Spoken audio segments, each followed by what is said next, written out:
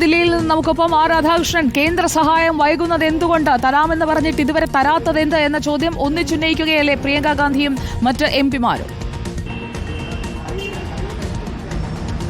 തീർച്ചയായിട്ടും വയനാട് ദുരന്തവുമായി ബന്ധപ്പെട്ടിട്ടുള്ള വിഷയത്തിൽ കേന്ദ്രത്തിൻ്റെ ഭാഗത്തു നിന്നുള്ള സഹായം കേരളം ആവശ്യപ്പെട്ട വിധത്തിൽ ലഭിച്ചിട്ടില്ല. 221 കോടി സഹായം ഉൾപ്പെടെയുള്ള ആവശ്യങ്ങളാണ് കേരളം മുന്നോട്ട് വെച്ചത്. മാത്രമല്ല L3 കാറ്റഗറിയിൽ ഉൾപ്പെടുത്തി ഈ ദുരന്തത്തെ അതീവ ദേശീയ ദുരന്തത്തിൻ്റെ സമാനമായിട്ട് പ്രഖ്യാപിക്കണം എന്നുള്ള നിർദ്ദേശവും സംസ്ഥാനം മുന്നോട്ട് വെച്ചിരുന്നു. പക്ഷേ ഇതിനൊന്നും കേന്ദ്രത്തിൻ്റെ ഭാഗത്തു നിന്ന് വ്യക്തമായിട്ടുള്ളൊരു മറുപടി ഉണ്ടായിരുന്നില്ല. ഇന്ന് വ്യക്തമാക്കിയ മറുപടി രാജ്യസഭയിൽ രൺദീപ് സിംഗ് സുർജേവാലയ്ക്ക് നൽകിയ ചോദ്യത്തിന് നൽകിയ മറുപടിയിലും ഇതിന് ഏതെങ്കിലും വ്യക്തമായിട്ടുള്ളൊരു ഉത്തരമല്ല നൽകുന്നത്. മറിച്ച് അതീവ സിവിയർ കാറ്റഗറിയിൽ പെടുന്ന ദുരന്തമായിട്ട് ഇതിനെ പരിഗണിച്ച് നടപടികൾ മുന്നോട്ട് കൊണ്ടുപോകാനാണ് കേന്ദ്രം ആലോചിക്കുന്നത് എന്നാണ് കേന്ദ്ര ആഭ്യന്തര സഹമന്ത്രി നിത്യാനന്ദ റായ് വ്യക്തമാക്കിയത്. ഈ ദേശീയ ദുരന്ത നിവാരണ നിയമം പ്രാബല്യത്തിൽ വന്ന ഘട്ടം മുതൽ L1, L2, L3 എന്നീ കാറ്റഗറിയിലായിട്ടാണ് ഈ ദുരന്തങ്ങളെ വേർതിരിക്കുന്നത്. ഇതിൽ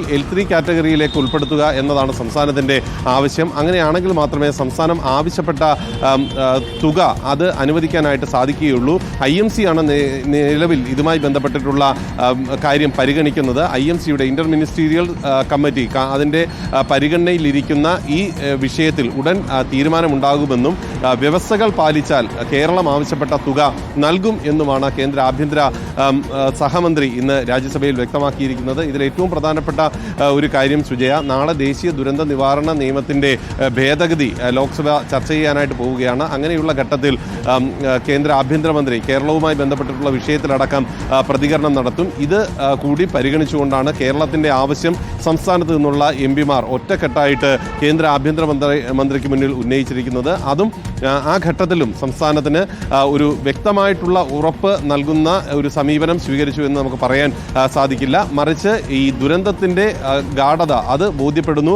സിവിയർ നേച്ചറിൽ ഈ ദുരന്തത്തെ പരിഗണിച്ചുകൊണ്ടിരിക്കുകയാണ്. അതിന് അനുബന്ധമായിട്ടുള്ള പ്രഖ്യാപനം ഉടൻ IMCയുടെ ശുപാർശയുടെ അടിസ്ഥാനത്തിൽ ഉണ്ടാകും എന്നുള്ളതാണ് കേന്ദ്രം വിശദീകരിക്കുന്നത്. പരിക്കേറ്റവരെ സംബന്ധിച്ചോ അല്ലെങ്കിൽ കാണാതായവരെ സംബന്ധിച്ചോ മരണപ്പെട്ടവരെ സംബന്ധിച്ചോ ഉള്ള വ്യക്തമായിട്ടുള്ള വിവരം കേന്ദ്രത്തിൻ്റെ ഭാഗത്ത് ഇല്ല എന്നതും ഇന്ന് കേന്ദ്ര സർക്കാർ രാജ്യസഭയിൽ വ്യക്തമാക്കിയിരുന്നു. ഇതുമായി ബന്ധപ്പെട്ടിട്ടുള്ള സ്ഥിതിവിവരം നൽകിയത് സംസ്ഥാനമാണ്. സംസ്ഥാനം നൽകിയ സ്ഥിതിവിവരം അനുസരിച്ച് 95 പേർക്ക് ഏതാണ്ട് ഈ ദുരന്തത്തിനിരയായവരിൽ 40% വരും ആ ഒരു സംഖ്യ.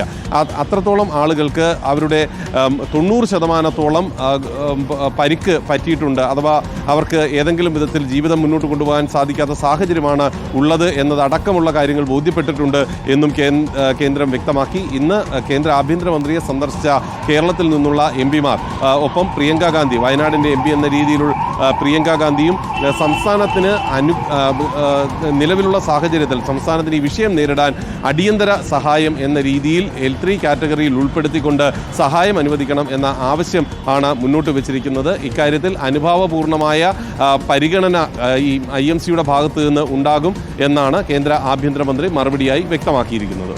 ആർ രാധാകൃഷ്ണനാണ് ദില്ലിയിൽ നിന്ന് വിവരങ്ങളുമായി നമുക്കൊപ്പം ചേർന്നത്. മറ്റൊരു